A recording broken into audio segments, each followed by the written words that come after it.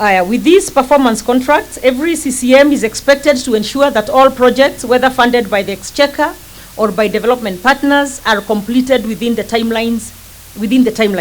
So for the CCMs, that is also not my work. I am not going to be running around trying to make sure that a borehole was completed. So that must be your work, and you must understand your work. And I must not keep asking, where is the hospital? What have we done as far as the hospital? Has it been equipped? Is it operational? Do we have the nurses that we require in there? So that is your work, and you must make sure, since you have signed this contract, I will be sitting with that contract. Luckily, my people of Nakuru County, God gave me a little wisdom. When I got them vetted, I never gave anybody a 5-year contract. I gave my CECs and my CEOs only 2.5 years.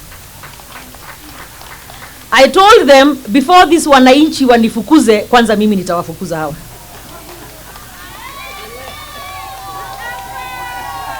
Mnaona venye wanataka mfukuzwe? So the point is, lazima mfanye kazi. Mimi nimewaambia mara mingi, Nakuru has a history of one-term governors, and because I intend to go for 2 terms, God willing, I know the only way the citizens of Nakuru will extend my contract is if I work. And I will only be able to work if the ministers, the CECs and CEOs are doing their work. So before nifukuzwe after 1 term, mtakuwa mshaenda zamani. The performance contract also has measures of development index. There is a legal requirement with a good reason that 30% of our budget must be allocated to development. This is because the development quotient develops livelihoods, enables business, facilitates access to government services. And through this performance contract, I expect every CCM to support their department to achieve its development recurrent ratio. Skizeni, my friends. Number 1, the reason I will not renew your contract, na ujue hapo, hiyo leo. If at the end of the financial year, your department has not done its 30% share towards development, you are as good as gone. Because we cannot just be using our budgets for recurrent. Sindio hiyo? We must do development for the county. So if all you are doing in your budget ni trips za sijui which hotel, uko Mombasa, uko Naivasha, sijui uko wapi, ni chai na mandazi, actually you better resign before I get to you. So development is critical and we must be. So 30% is what the law says. Nataka hata mujaribu ifike 40%.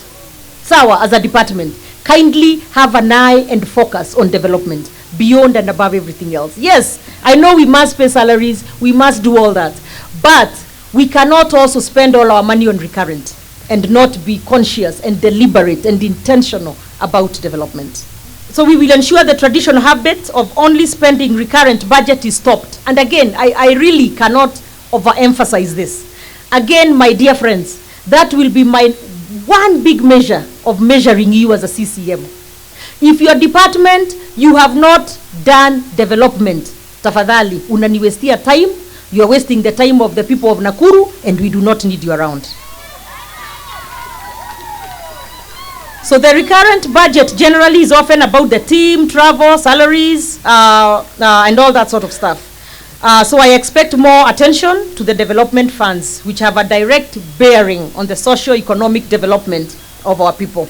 We cannot have farm produce rotting in the market while there is a road infrastructure budget that lies unused while we spend more time getting from one meeting to the other. By the way, you guys will notice, I'm not saying you don't do meetings, but sipendi hizo vitu.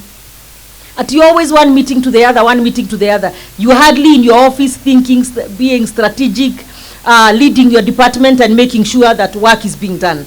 So, hapa lazima mufanye kazi, my friends. So there must be a robust attention to the implementation of programs in the development budget to facilitate business and to access to services.